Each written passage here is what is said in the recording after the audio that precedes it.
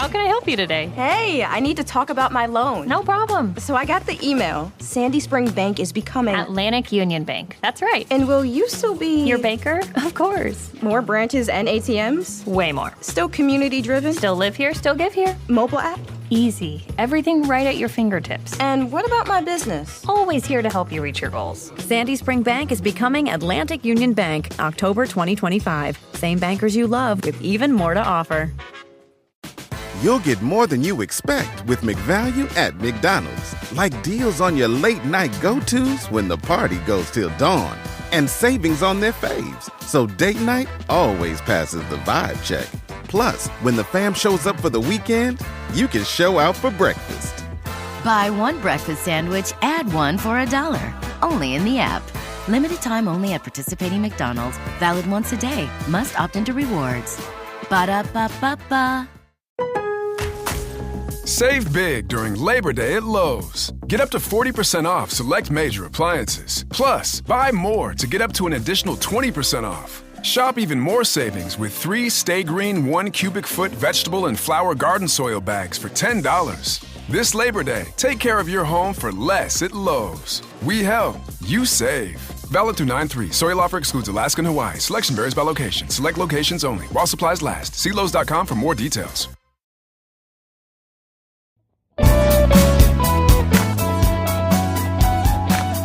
Hey there, listeners. Welcome to Shit That Goes On in Our Heads, the podcast where we normalize conversations around mental health. That's right. I'm Dirty Skittles, and alongside my amazing co-host, Rex, we are here to share stories and tips from our incredible guests. Each episode, we deep dive into struggles and triumphs of mental health, offering practical advice and heartfelt support. Because no one should feel alone in their journey. Join us as we break the stigma and build a community of understanding and compassion. Tune in and let's start talking about the shit that goes on in our heads. This is part 2 of a 3-part episode.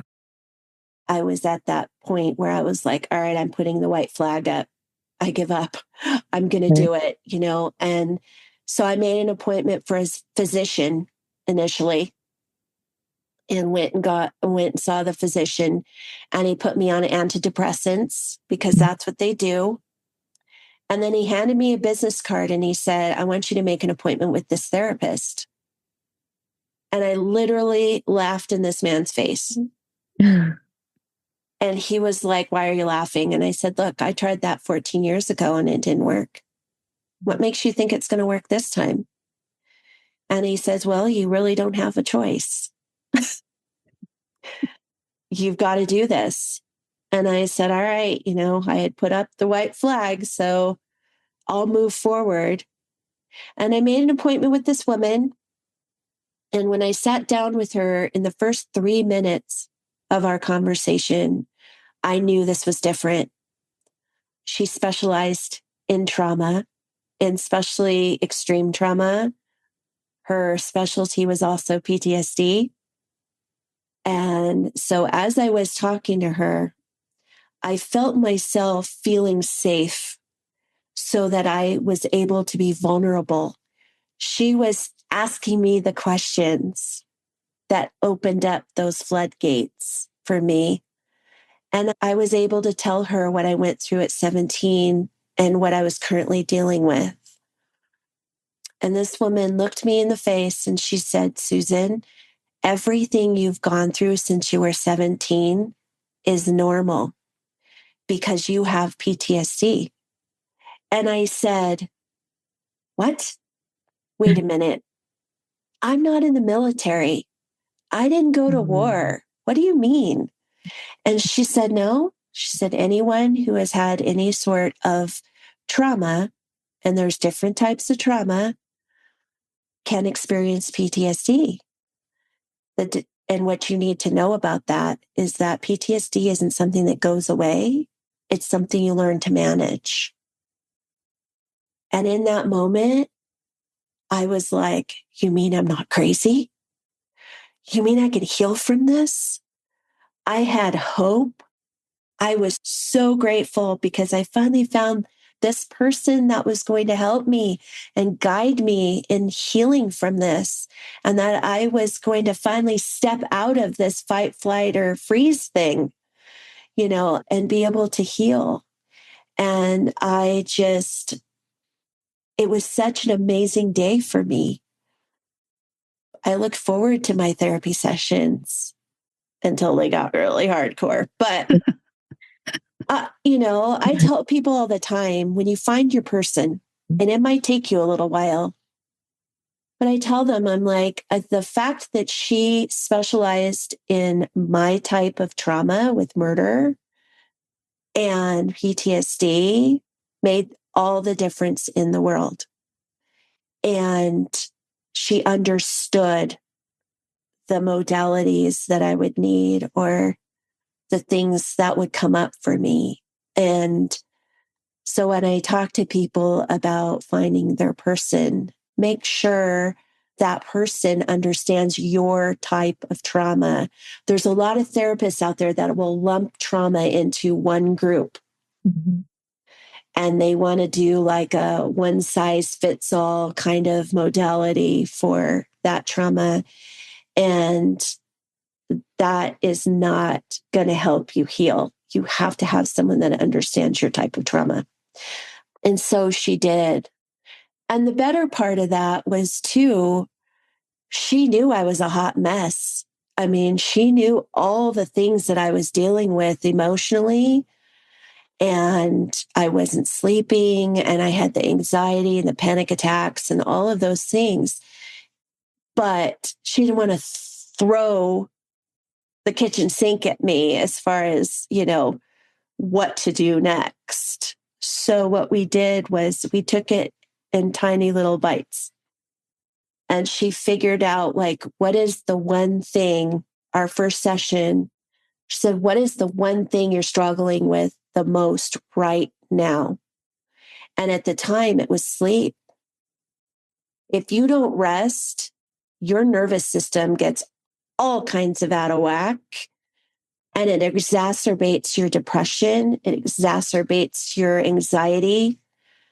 And so I said, I'm just not sleeping. I can't sleep because I start to get anxious when I know it's dark outside and it's time for bed, because when I shut my eyes, I go back to that night. I go to a dark place and I can't get out of it. And so I just lay awake. And she said, okay, we're going to deal with that without drugs. And I said, okay. And she said, have you ever journaled? And I kind of looked at her sideways. I'm like, journaling? No.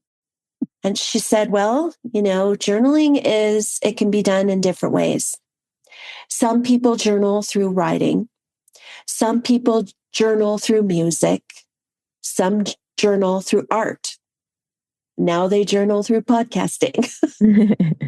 But you just figure out what calls you. Like, what is it that you like to do? And I said, well, I write. And she said, great.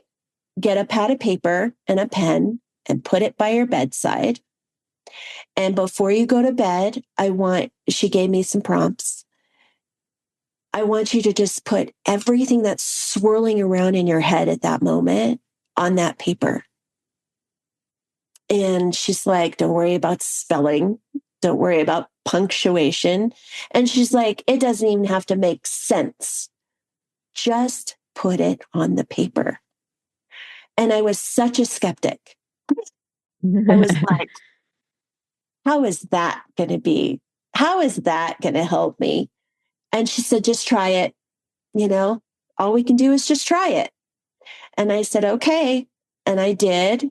I got that pad of paper specifically for that. And I left it by my bed. And that night, I just threw everything that was in my head.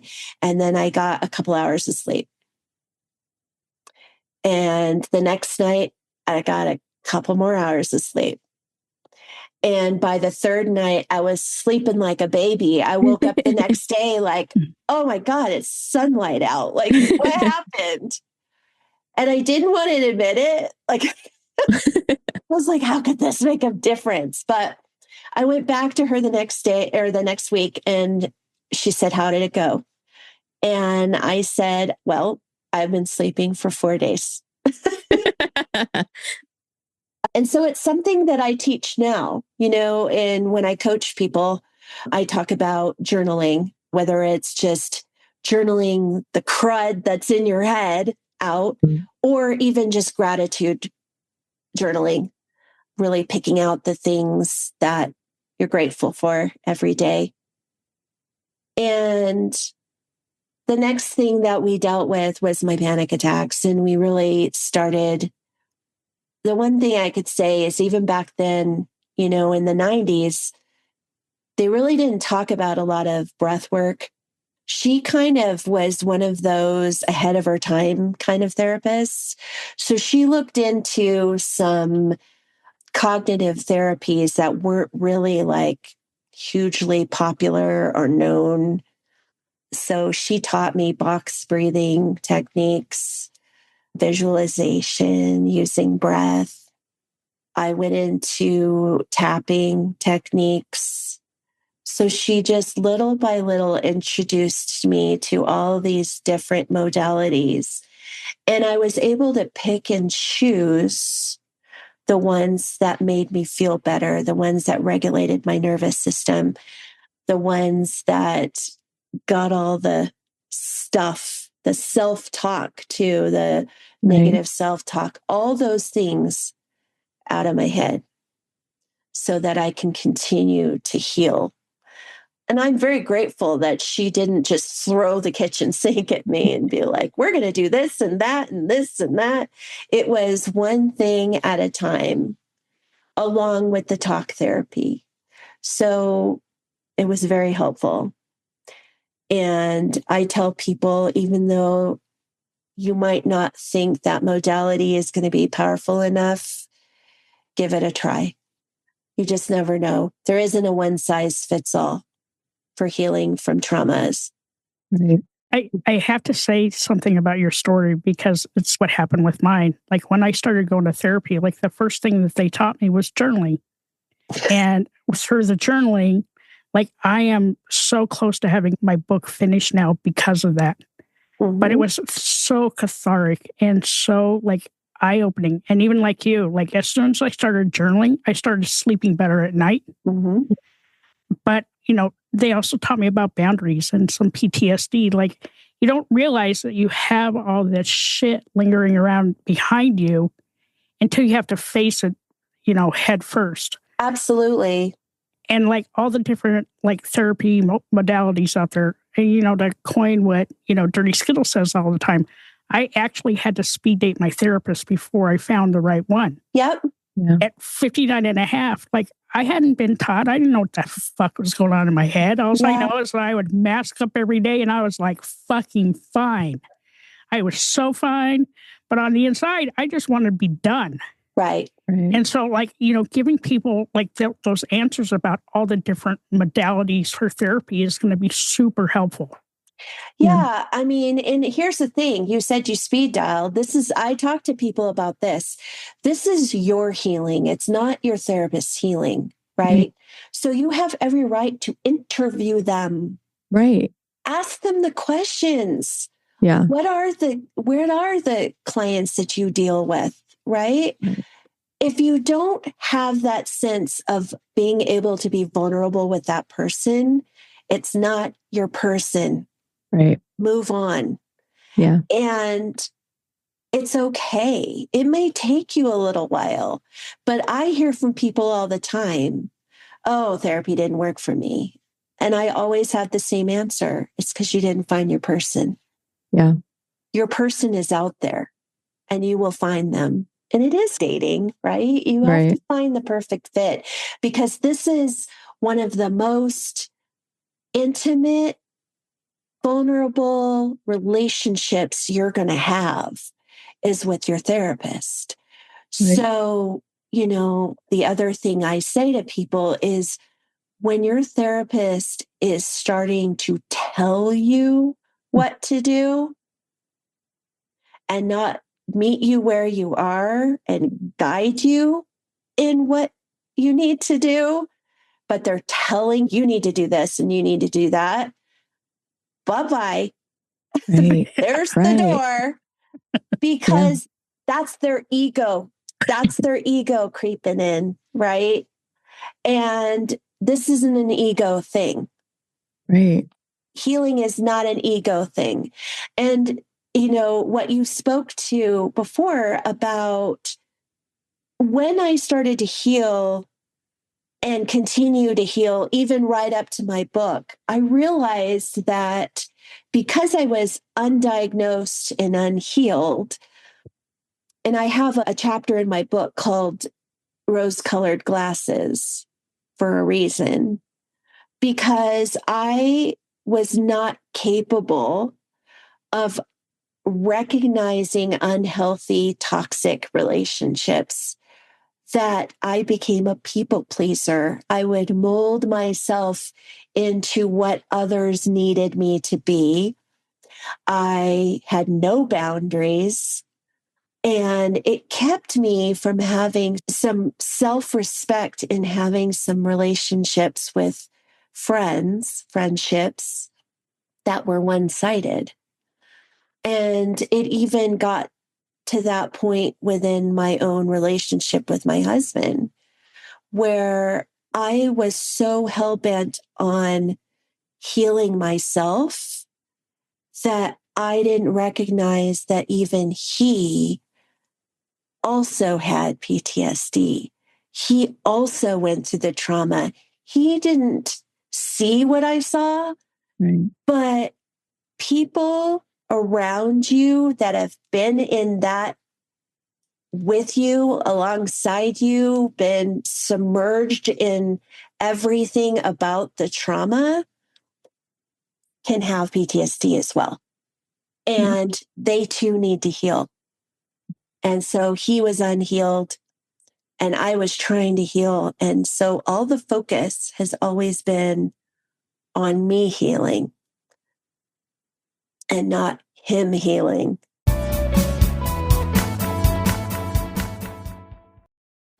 How can I help you today? Hey, I need to talk about my loan. No problem. So I got the email. Sandy Spring Bank is becoming Atlantic Union Bank. That's right. And will you still be Your banker? Of course. More branches and ATMs? Way more. Still community driven? Still live here, still give here. Mobile app? Easy. Everything right at your fingertips. And what about my business? Always here to help you reach your goals. Sandy Spring Bank is becoming Atlantic Union Bank, October 2025. Same bankers you love with even more to offer.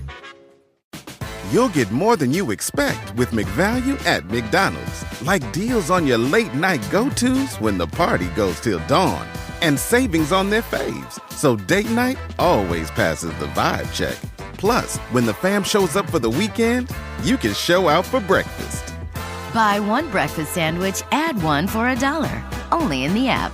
Limited time only at participating McDonald's. Valid once a day. Must opt into rewards. Ba-da-ba-ba-ba. Save big during Labor Day at Lowe's. Get up to 40% off select major appliances. Plus, buy more to get up to an additional 20% off. Shop even more savings with 3 Stay Green 1 cubic foot vegetable and flower garden soil bags for $10. This Labor Day, take care of your home for less at Lowe's. We help, you save. Valid through 9/3. Soil offer excludes Alaska and Hawaii. Selection varies by location. Select locations only. While supplies last. See Lowe's.com for more details.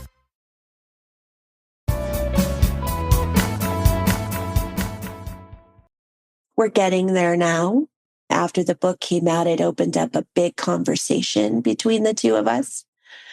But I recognize that, and I've had conversations with past friends too, because the other pattern for me was, I will handle this myself. It's not your burden. So when people came to me and said, how can I support you? Or what do you need? I would say, oh, I'm fine. I don't need anything. I don't need anything. This is my burden. This is not your burden. I will figure this out myself. And it wasn't until I started going to a coach because I transitioned into real estate, and real estate taught me that it's very wrapped around mindset. And I had a coach that said to me, Susan, you have a pattern here that we need to break. This was my very first coaching session. She said, this pattern of I can handle it, you don't have to help me, not allowing people in, feeling like I have to do everything on my own, all stem from the patterning of my life. Mm. And it was before my dad was killed, right? So it was the programming I got from my parents, mainly my mother. And so she says, we're going to change this for you. So she says, I want you to pick 5 people that you have done this to in the past. So they can be personal friends, people that you have a relationship with, close people with you, or business people. And so I chose those 5 people. And those were the most incredible conversations I have ever had with people, because they saw a side of me they'd never seen before. And what she had me do, which was, I was like, are you sure about this? I don't think I want to do this. I don't want to do this. She said, I want you to tell them what the situation was. I want you to ask for their forgiveness. And I want you to tell them to hold you accountable if you see this come up again. And I was like, what? But in having those conversations, it really opened up a whole different level of that relationship, whether it be personal or professional. But I will tell you that the one most incredible conversation I had was with my husband. Because when I went to him and I said, I recognize that there were times in our relationship where you really tried to support me and I shut you down. Mm. And I want to say, I'm sorry. I want to say, please forgive me for doing that, because I understand now, looking back at that I was not validating you in your feelings. And I wasn't allowing you in. And I'm supposed to be the most important person in your life. And you were not able to support me because I would shut you down in that. And it just opened up this conversation where he looked at me. And at the time, we had been together 35 years. And he said, 35 years, and I'm now learning more about you. And it was like such a poignant, amazing revelation for both of us. Wow. And it really proved to me how much the work that I've done has changed me as a person. And I continued with the coaching. And in doing that, I realized, you know what? I kind of want to do this myself. Coaching has always followed me. So as a hairdresser, they call us an armchair therapist, right? That's what they call hairdressers. We hear it all. We give advice. We don't give advice. We hear things we never want to hear again. I've always been in this sort of realm. And then in real estate, like I said, it wasn't just about how to sell houses. It was mindset. And I'm with a company that they're all about being the best person you can be. It's not just about the selling of houses, the marketing of houses, that it is all about your mindset. And if your mindset isn't right, you're not going to do your job at a high level. And I don't care if you're a realtor or anything else, for that matter. If your mind isn't right, that tracks. It's going to be a lot worse for you. And then as I was writing my book, I realized, oh my gosh, because I've done the work, because I've because I understand what it takes to move through things and to help people. Because even when I had done the work and I felt like, okay, I have the tools now to manage my PTSD, I still felt stuck. Like, I am this different person. Now what? Like, where do I go from here? Right? And it wasn't until I found my purpose that I was like, okay, now I know the assignment, but I know that there's people out there that are just like me who have done the work and they're a different person, but now what? And how do they want to take the things that they know and move forward and have better relationships with their partners, their spouses, their children? What about the career that they've dreamed about, but because they were unhealed or they were healing or they were, they were not dealing with the trauma at all, that it was keeping them from things. And so that's where I kind of decided I was going to be. And I took classes. I'm taking classes continually because I want to be able to meet people where they are and move them forward. Mm-hmm. I want to be the one to give them some hope. I had hope from that therapist. I got it in that very moment. And I want people to understand that they aren't alone and that there is hope for healing. And you can get through anything that comes your way, but you have to have the support system.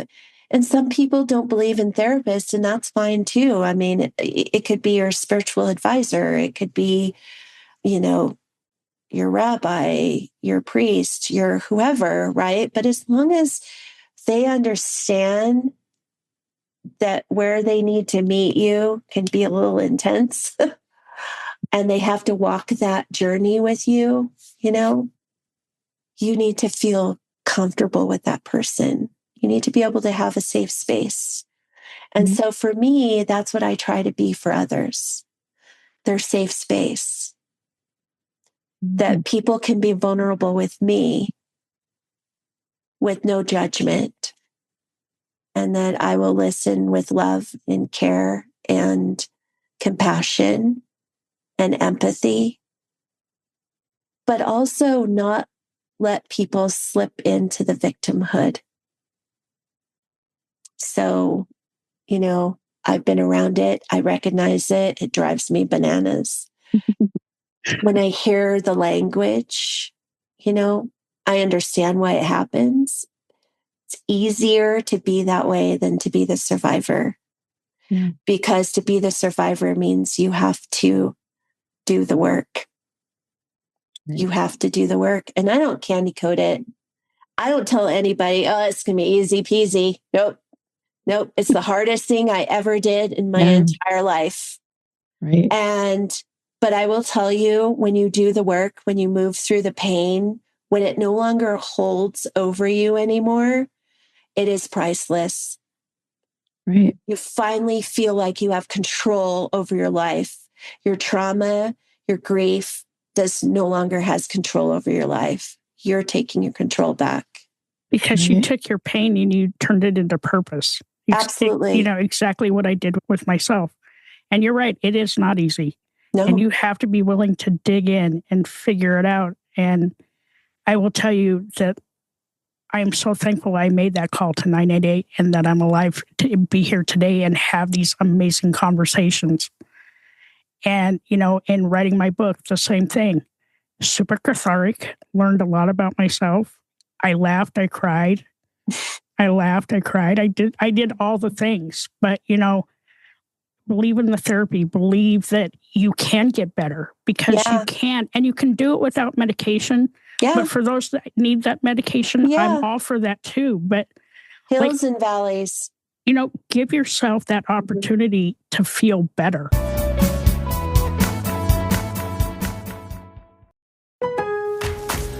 Lowe's knows that no matter your paint project, saving is at the top of your list. That's why when you shop today, you can buy one, get one free select Valspar and HGTV Home by Sherwin-Williams one-coat coverage interior paints via rebate.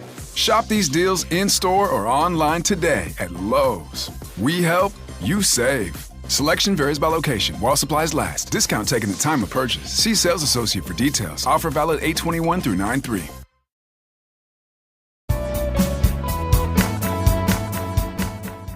Absolutely. And, and it is a journey. I tell people, like, understand that healing from trauma is a marathon. It's not a sprint. Right. You're going to have good days. You're going to have bad days. I mean, when I was writing my book, and you probably understand this, because I had to relive, understand the emotion, and sit in that emotion, because my book needed to be me holding the reader's hand and taking them through this journey. So I had to relive everything in detail. With PTSD as well, you have bouts of, like, you don't remember things clearly. So I had to do a lot of research as well. I had to talk to my husband, who remembers more details than I do. And in doing that, there were days where I was like, done. I couldn't talk to clients. I, in real estate, I was like, I'm not taking you to see these houses. I will ask someone else to take you. I had nothing emotionally left. And I had to give myself grace in that moment. I had to tell myself it's okay. Like, you don't have to pretend. You don't have to go out there and put a happy face on and, and do what your old habit was, is putting that mask back on. You don't have to do that anymore. And you can take this time to recalibrate, to regenerate. And so I would do things like that would give me joy, or that would recenter myself. So going on walks, sitting outside in the grass, just whatever, right? Some retail therapy, whatever it was, right? That would just recenter me, because I knew the next day was going to be a different day. Yeah. Was this sorry. Go ahead. Was this the first time you were looking into this past trauma in this level of detail while you were writing your book? No, I mean, in some of my work that I did with therapists, I did do EMDR work. And in doing that, I had to go back to that moment and describe and all of that. It's really uncanny that I can understand, or I can remember every detail of that night as it was happening, but everything outside of that. So timing, for instance, I didn't know it took 6 days for them to find the men that were involved. I didn't remember that. So I had to ask those kind of questions, because I was living in a fog for an entire year. I think the most frustrating part of that was I'd go to high school reunions, and people would say to me, "Oh, do you remember when we did this? When we did that, when we did," and I'm like, "Oh gosh, no, I don't. I'm so sorry." And it's like, God, did I literally lose my mind during that? Yes, I did. Because when you go through that kind of a trauma, it's your brain's way of protecting yourself. And so, trauma damages the brain. It literally does, biologically, physiologically, it damages the brain. And that's why PTSD isn't something that just goes away. You learn to manage it. And so there were bits and pieces that were just a little bit foggy. But there was also, and I don't know if this happened to you, but there were repressed memories that came up for me. And it was especially around my mother, in some situations with her, And having to go back to that child who experienced those experiences with my mother was cathartic for me. But it opened my eyes to, oh my God, this has been like this my whole life. And I didn't recognize that. And, it really brought home like the type of father my dad was, because I would have repressed memories of interactions we would have, funny and not so funny. And I was able to put that all in the book. And I was proud of that because I was able to really show people who he was as a human being and what our family dynamic looked like for real. And because, you guys, there was a TV movie made about my family. It was a made-for-TV movie called The Price of Vengeance. And Michael Gross played my dad. Mary Kay Place played my mother. Kathleen Robertson played me. I tell you, it was weird. It was weird. It was surreal having someone play you, but play your family in a way that was not 100% real. Right. And so that was part of the reason why I wanted to write the book, because there was this perception of my life, this story that played in other people's heads about who I was as a person.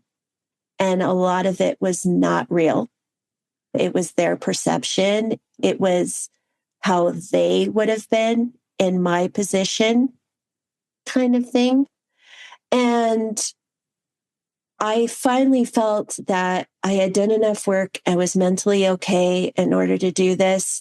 I had the tools that I needed so that when I was writing, if I got into a deep emotional state, I was able to pull a tool up and get me out of it and not spiral.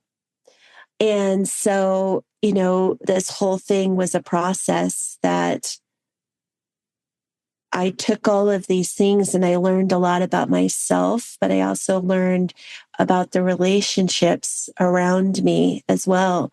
And really was able to sit back and look at me as a parent and look at the different, dynamics over the years.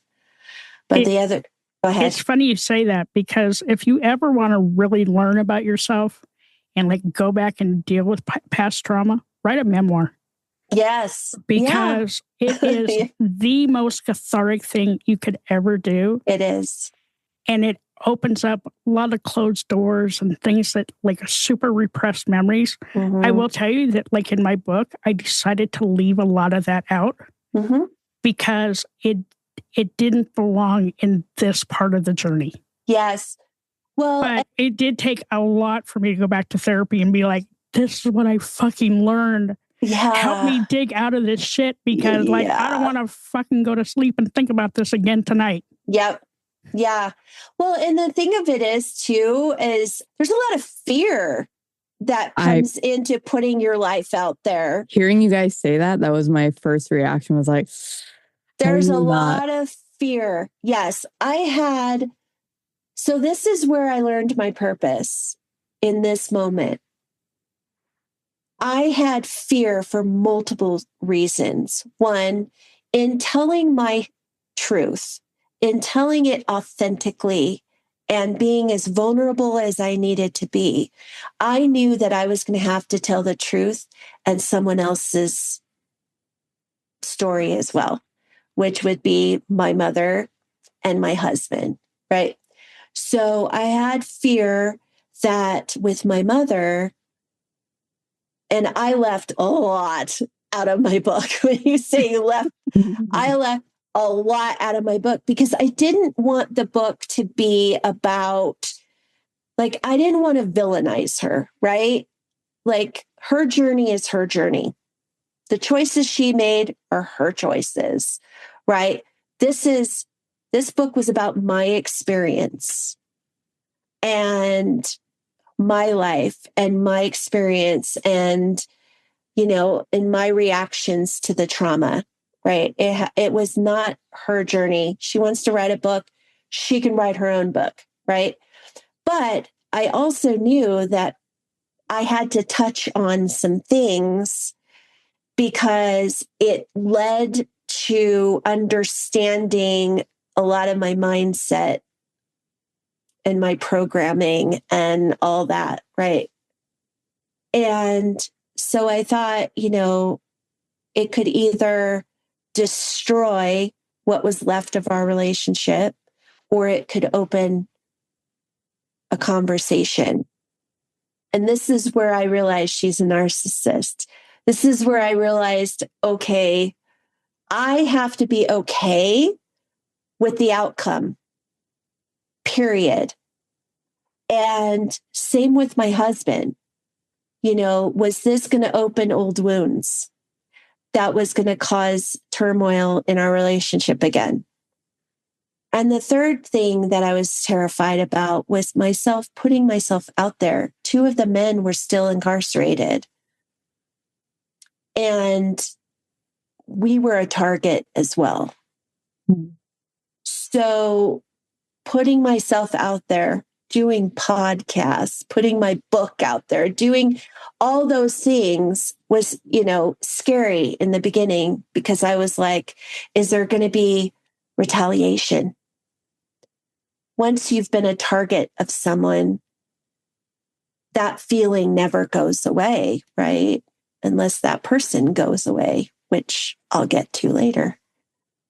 And so every time these fears would come up, I had to sit back and say, what is the real reason behind writing this book? What is the real reason? And the real reason was this. I saw a lot of pain, a lot of anger, a lot of emotion, even, we're almost 40 years later, from the law enforcement world.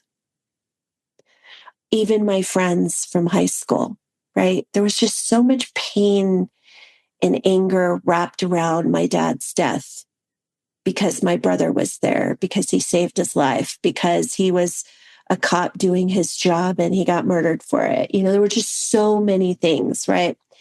And so that was a part of it. But then I thought about the fact that one time when I met my second therapist, where I had that hope and I wanted to give people that. And so I thought about the people out there that needed to hear my message of hope, of healing, that they're not alone, that there's their person out there, they can find it, right? And anytime that fear came up, those are the people, the faceless people out there that I concentrated on. And it let me, I have a tagline, bulldoze your fear, because I had to bulldoze through it. Because I had to get this book done. Not to mention, I felt like my dad was kicking me in the rear end to get it done. But I just knew that there were people out there that needed to hear my message, just like there's people out there that need to hear your message. It was important. And that's where I found my purpose. That was it right then and there. I knew that my message, whether it be my book, whether it be being on podcast or stages or sitting one-on-one with a client for my coaching, that this is my purpose. This is what I needed to do, is to give people hope and show them that I can go through this.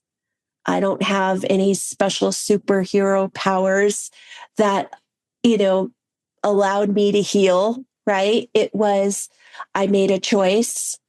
I found my person and I moved forward. And anyone can do that. I have to add, because it reminds me of when I found my person. And if anybody's listening and, unsure of it, if it's even possible, I think the key, at least for me, was, and you had mentioned it in yours, was feeling safe. Because I don't think if I would have, matter of fact, I know being with other therapists, I never felt safe enough. They didn't ask the probative questions. They didn't specialize in that trauma. So when you finally find that mixture and you feel safe to be vulnerable, it's like all of a sudden you realize life is worth living. You're like, whoa, there's life here. Yeah. You know? 100%. Yeah. And I never thought that possible for me. Same. For so many years. I never thought. And, you know, now I'm a totally different person in the better. When the book came out, I even decided that I was going to sit down with my mother, because understand, in the 4.5 years that it took me to write this book, she asked me twice about it. And the first time she asked me how it was going. She never asked me what it was about. She assumed what it was about, you know, but she assumed in her victimhood mind.